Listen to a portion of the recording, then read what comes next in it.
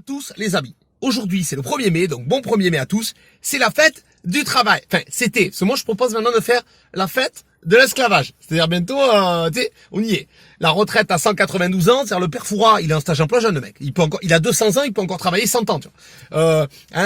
Pas de loyer, bientôt on va te payer en bouffe. Tu sais, tu vas travailler avec nous, il va dire, tiens, Big Mac, allez hop. Non, on n'a pas d'argent. Allez, travaille, ferme ta gueule. Ah, tu vois, ça y va. Tu vas travailler en Pologne, tu vas travailler en Bulgarie, tu vas travailler en Ouzbékistan pour 4,90 € et 2 cacahuètes, un ticket resto. Mais il faut fermer sa gueule. Tu vas travailler la nuit, le jour. Ils vont créer même un temps entre la nuit et le jour pour te faire travailler. Ils vont te préciser qu'à côté, un citron comme ça. Tu sais, t'es à fond. On fait des mojitos avec ton corps comme ça. On te met à fond comme ça. Citron, hop, une feuille de menthe et c'est parti. C'est la fête de l'esclavage. Alors, je sais qu'il y a des gens qui m'ont dit, ouais, comment tu peux dire ça? Ouais, tout ce que c'est l'esclavage. Oui, je sais. Mais on est presque dedans, hein. Si tu veux, il arrive un moment où tu te dis, bon, quand les mecs travaillent non-stop 24 heures sur 24 sans aucun épanouissement personnel, à un moment, stop.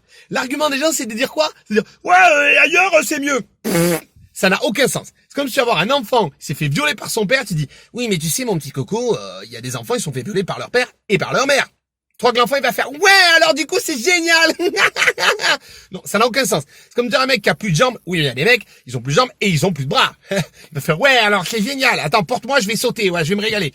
Cet argument, il est débile, mais un truc de malade. Après, il y a l'argument des mecs, tu sais, je les connais. Jean-François Super-U, en charentaise, ancien de la guerre d'Algérie, en débardeur sous la chemise jaune, tu sais. Il va dire quoi? Il va dire, ouais, mais les gens, ils ont qu'à pas acheter les iPhones à 1000 €.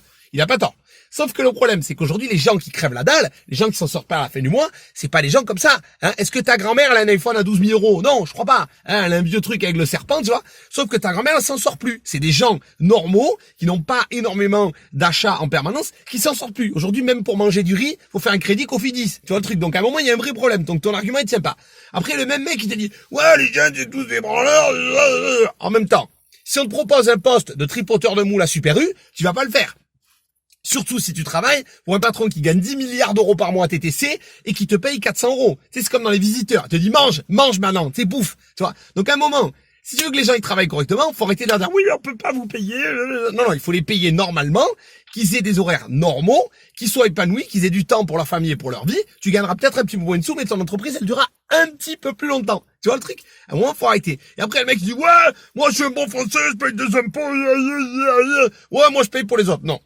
Je pense que t'es comme nous tous. T'es un gros pigeon qui paye des impôts. Parce qu'aujourd'hui, les impôts, tu sais pas où ils vont. Ils sont comme ça dans la nature. En fait, c'est un racket organisé. Comme disait la Funky Family, l'État est le plus grand des voyous. Donc, si tu veux, ces arguments ne tiennent pas debout. Pourquoi je dis tout ça? Parce que moi, des boulots de merde, j'en ai fait des milliards. Tu vois, aujourd'hui, je suis humoriste, ça se passe pas trop mal, grâce à vous, merci, Inch'Allah, comme on dit.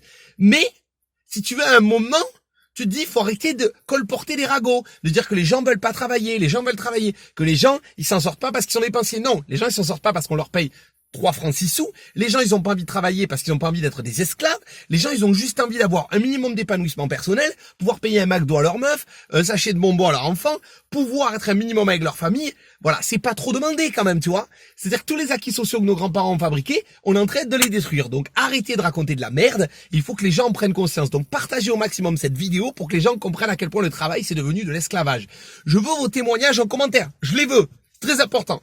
Bon, sinon la team, n'oubliez pas de venir me voir à Blois le 3 mai, c'est dans quelques jours. Et je voulais aussi remercier la boutique Marseille en vacances qui m'a offert ce magnifique t-shirt à Mandonné, faut pas déconner.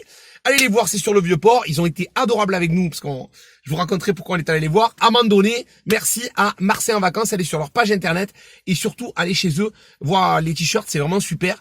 Ils sont géniaux. Voilà, donc merci la team et surtout n'oubliez pas, travaillez un peu mais pas trop parce qu'à un moment, il en faut peu pour être heureux. Allez, salut!